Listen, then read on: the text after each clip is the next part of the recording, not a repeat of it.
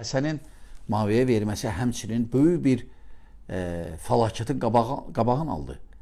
Minlərlə müsəlmanların ölməyinin qabağını aldı. Peyğəmbər sallallahu əleyhi və səlləm işarə eləmişdi Həsənə ki, bu Seyyid adlandırır Həsəni. Deyir ki, iki müsəlman qoşununun qan tökülməsinin qabağını alacaq Allahın izni ilə. Yəni Peyğəmbər sallallahu əleyhi və səlləm işarə eləmişdi Həsən üçün. Və doğrudan da elə oldu. O vaxt biz dedik ki, Həsənin qoşunu, Həsən özü gördü ki, onlar heç nəyi bilməyəcək. Əksinə, Həsəni də öldürə bilərlər. Belə getsə, necə ki, ondan qabaq atasını öldürmüşdülər. Amma Həsən müqayisə elədi Muaviyyənin qoşunu. Muaviyyənin qoşunu başqa idi. Muaviyyənin qoşunu başqa idi. Hətta baxmayaraq mötəbər deyil o kitab bizdə Nəhcül Bəlağada.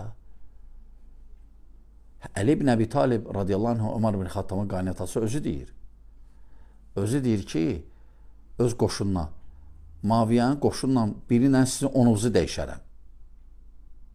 Yəni, o görsəndi ki, bu hava qoşununda yaxşı deyildi işte. Hətta Əli ibn Əbi Talib Nəhcül Bəlağadadır.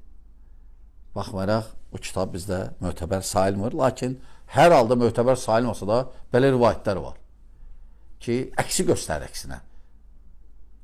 Necə danışırlar, eşidirik, əksini göstərir. Və ona görə Həsən radiyallahu anh belə qərara gəldi. Muaviyyənin qoşununda tamam başqa idi vəziyyət. Əmirlərə tabi olmaq var idi, qayda var idi, riayət eləyirdilər əmirlərə. Demək olar ki, tamamən fərqlənirdi.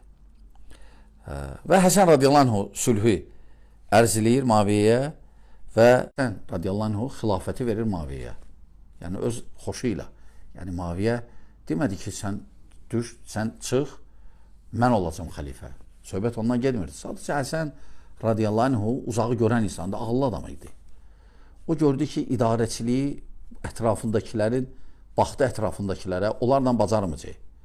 Çünki ondan qabaq atasını elə ətrafındakilər öldürmüşdü. Hətta onu yaralamışdılar. Hətta çünki Nəhrivan döyüşündə Həsən radiyallahu anh Əli ilə döyüşəndə xavaclara qarşı Həsəni yaralamışdılar. Və ona görə belə qərar gəldi ki, onlarla bu heç nə edə bilməyəcək və versin xilafəti Muaviyyəyə və Muaviyyə bacarıqlı insandır. Və doğrudan da Həsən radiyallahu anh uzağı görən insan idi və o ən düzgün addımlarından biridir. Başqasına da verə bilərdi, lakin məhz verdi Muaviyyəyə.